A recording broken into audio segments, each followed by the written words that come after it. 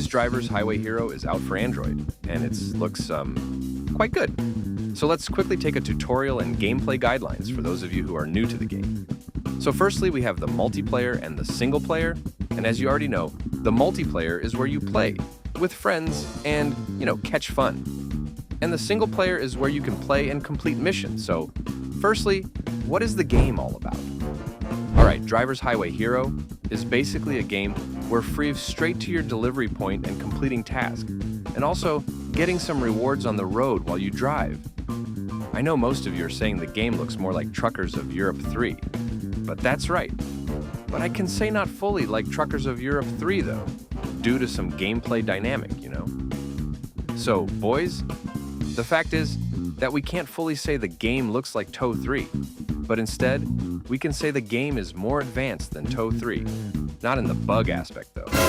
All right, firstly, we are going to take a look at the single player first and later the multiplayer.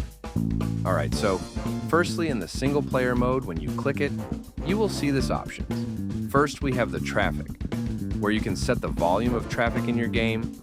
Second, we have the world size. This option increases the landscape or landmass of your gameplay. And lastly, the weather, which lets you select the type of weather conditions you want to drive in. Next, we have the map type. Now, boys, anytime you want to play in both the single player and the multiplayer, you will be asked to select a map type.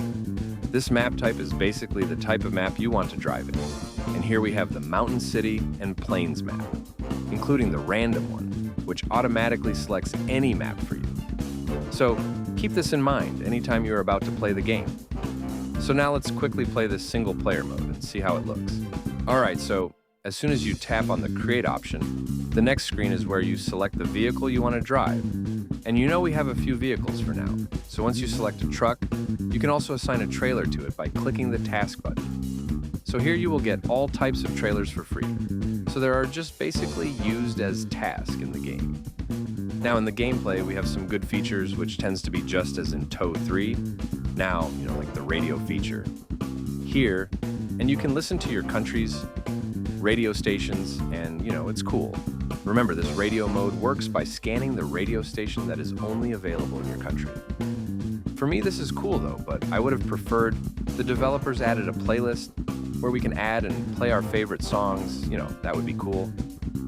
So after you have selected a task, or also known as a trailer, and once you are ready to drive, there's a line that appears at the top of your screen. This line is used as your starting point and your ending point. So as soon as you start driving, the arrow in the line moves accordingly with you. So guys, the line above is where you see your starting and ending of your route. And remember, do not bother if you might go the wrong way when driving, because along all the road, there is also a direction which shows you where you follow. So there's a lesser chance of anyone to get lost on the road. All right, now we are heading over to the multiplayer section. Now watch carefully. In this multiplayer mode, we have the room section where you can join other players' room, or you can create your own personal rooms and share the room password with the friend you want to play in. Remember, just as I have previously said, you can select the types of maps and weather conditions you want to drive in. So the multiplayer mode looks cool. We have the chatting and voice call features, which is still locked, but don't worry, the developers will unlock it very soon. So you can just enjoy this multiplayer with your friend. And remember, you can play with up to 8 friends in a single room. So that's all for the multiplayer. Now let me show you some settings you need to know. If you go to your settings, you will see the orientation type. And here we have the vertical and horizontal. Let's test the vertical. Once you tap on the vertical, your gameplay will be changed to the vertical mode. But I recommend you don't use this mode because it is very difficult to control. And as a beginner, I really recommend you don't use it. Instead, just use the horizontal mode because it's the best and is very easy, just as we all know. Now the next thing we have here is the controls. And here you can select all the types of controls that you want to use. The next thing we have here is the control sensitivity and the control opacity. So if you want a transparent view, just reduce the control opacity. What we have here next is the graphics option. And here you can select or customize the graphics tweaks. Later I would be providing a good graphics settings that you can use in the game. All right, so the next settings here is the truck settings. where you can adjust the throttle and the suspension. And next we have the gameplay settings, and lastly the sound settings, where you can adjust all sound systems. So the settings basically looks like the one in Tow 3 though. So boys, if you know the settings in Truckers of Europe 3, this one shouldn't be hard for you, because there are basically almost the same.